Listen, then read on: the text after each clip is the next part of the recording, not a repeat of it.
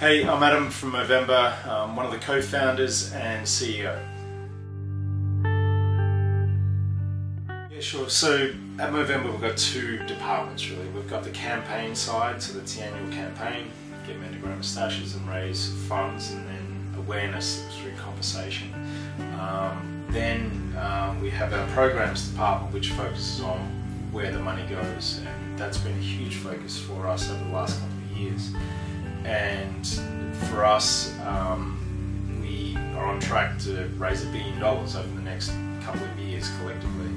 And we never want to be known as a charity that raised $1 billion. We want to be known as a charity that actually made a real impact on prostate cancer and men's mental health issues. And so that now is where we're focused primarily.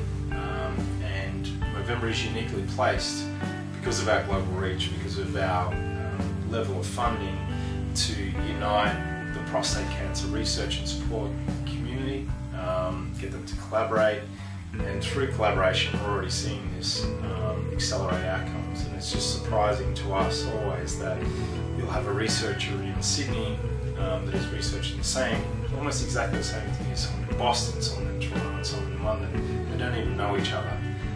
So just connecting them together and facilitating that collaboration is having huge impacts on them sharing their knowledge. You know, one of the key challenges for us in the early years was as we tried to achieve scale, and you need a certain amount of funding to go to that next level, one of the hardest things is getting enough funding to take it to the next level. So not-for-profits really have three elements to them. They have the fundraising arm, they have the programs arm, which is where the money goes and ultimately why you exist and your purpose, and then you have the back office. And you need to get those three things right.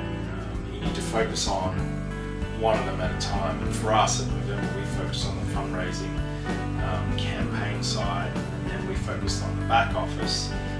Then programs. A lot of not-for-profits start with the programs, like start with a really passion toward a particular cause, but then start to stumble because they can't sustain it because they haven't focused on the fundraising side. So I think it's focusing on those three parts of a not-for-profit, and understanding that they're all intrinsically linked, and you have to get them all right to be able to scale and survive.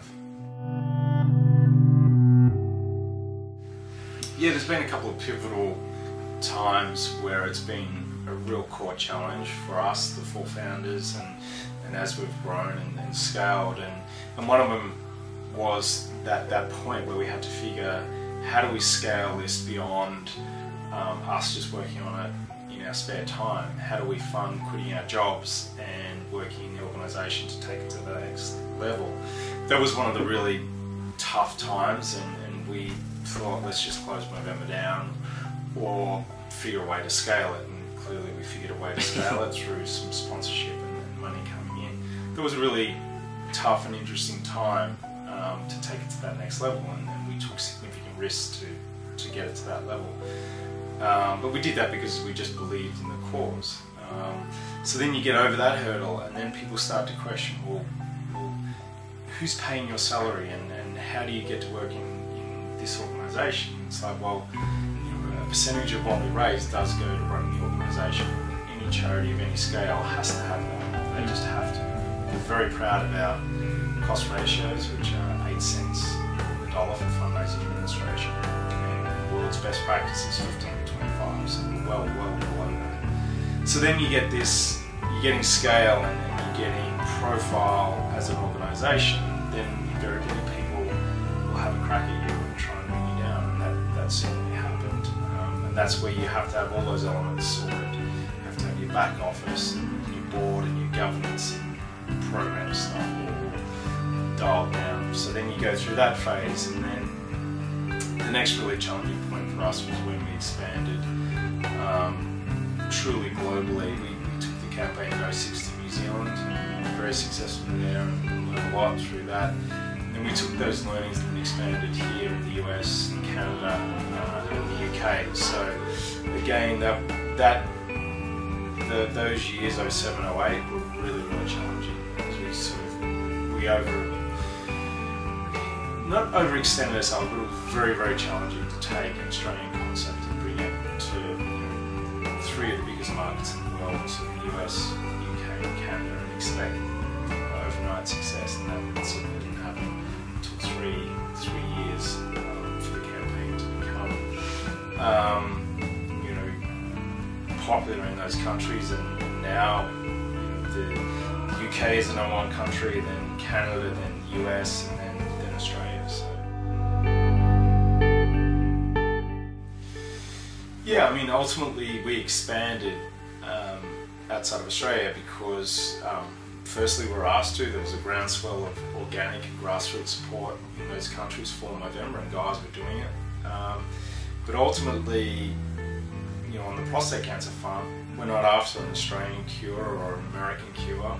We're after treatments and things that will ultimately and effectively cure prostate cancer, and that could come from Finland or Norway, and that is being fueled by funds. And if we stayed in Australia, we can only raise so much money in Australia. We're raising infinitely more money now with this campaign globally. That is funding that great research, and as I said, if we help fund new treatments and drugs in the US, that's going to have a global impact.